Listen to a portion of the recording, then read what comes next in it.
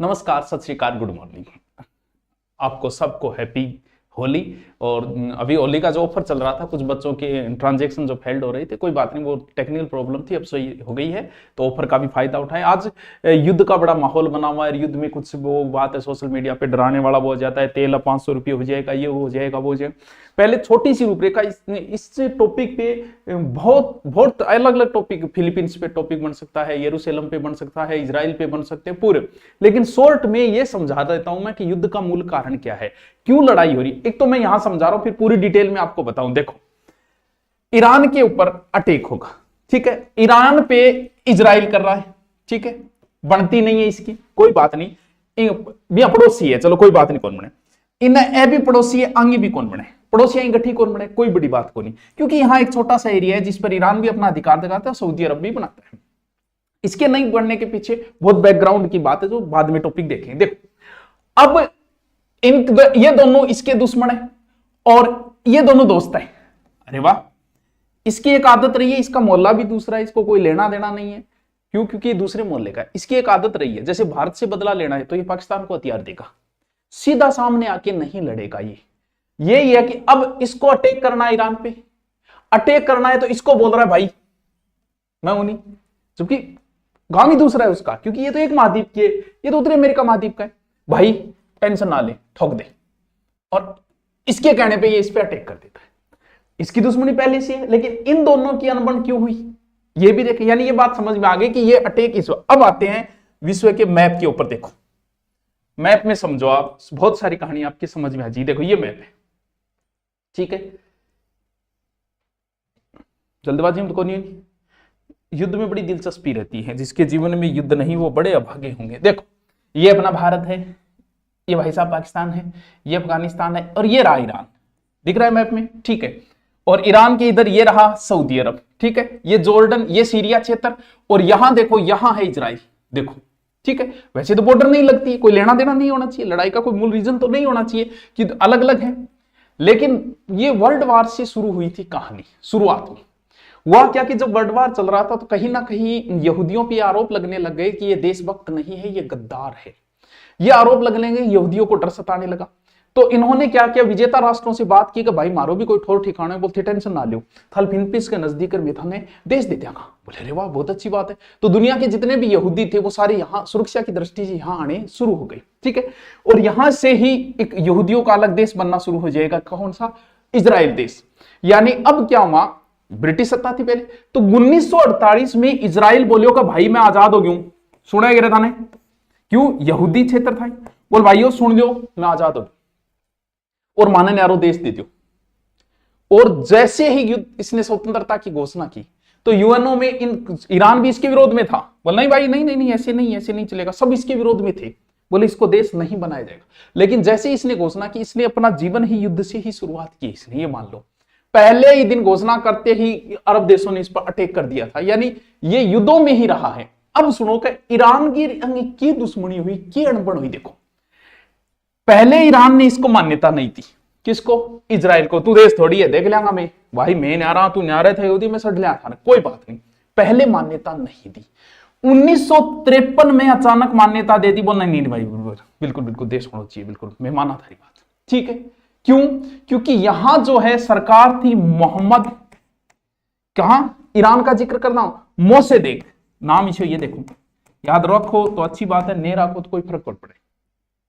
ये जो सरकार थी ना, इसका तख्ता पलट करवा दिया अमेरिका ने। तख्ता पलट समझिए, यहां बैठे तख्ते पर उल्टा करवा दिया, यानी सरकार पलटा दी। नई सरकार आई किसकी? मोहम्मद रेजा की। समझे आता जाइयो, मोहम्मद रेजा की सरकार क्या आई? अमेरिका ने अपना बंदा बिठा दिया इसके ऊपर। यानी यहां किसकी चलने लग गई ईरान में? अमेरिका की चलने लग गई भाई साहब। क्यों? अमेरिका का बंदा बैठ गया, अमेरिका आता जाता था, वहां की कल्चर पता थी उसे, तो इसने क्या किया, ये अमेरिका का पक्षधर था, ईरान का शाह घोषित कर दिया इसको। और अमेरिका वाली कल्चर ले आया, ये सारी की सारी पश्चिमी वेस्टर्न सभ्यता ले आया।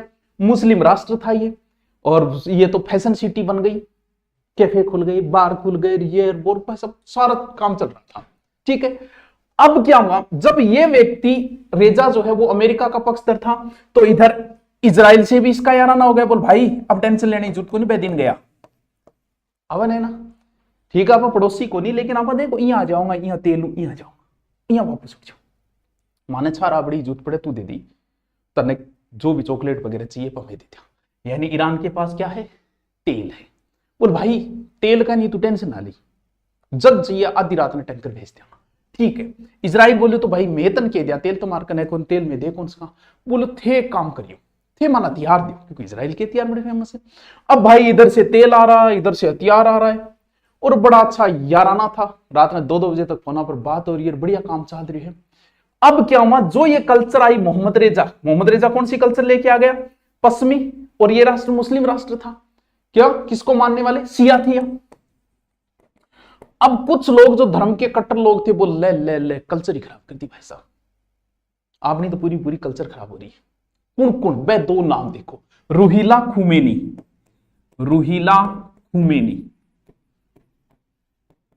ठीक है, एक तो है रूहिला खुमैनी, एक अयतोलो खेमनी जो अभी मारा गया खेमनी।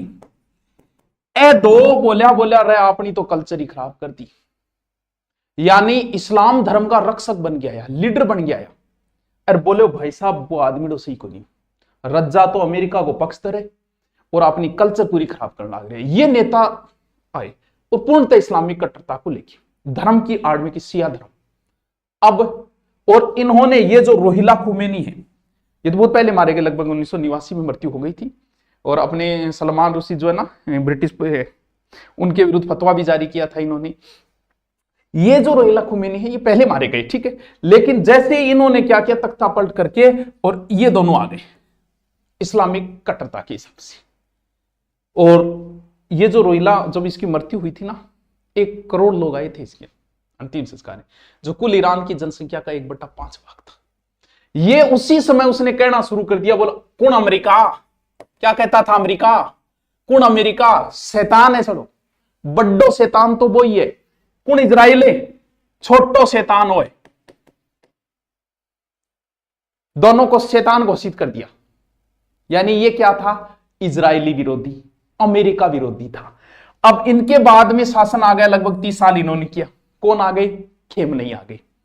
अब इनका विवाद चल रहा है। अब दोनों पहले बड़े अच्छे दोस्त थे, सारा हथियार इजराइल आ रहा है, टेक्नोलॉजी है ही, चलाना आवई है, और दोस्त गए राजगो सगड़ांगो बेरो है। अब इजराइल गए बड़ी टेंशन भाई साहब, कब भाईडा दोस्त जब दुश्मन बने ना तो बड़ी समस्या है। दुश्मन तो कोई टेंशन नहीं, ये तो दोस्त रहा है कई सालों तक।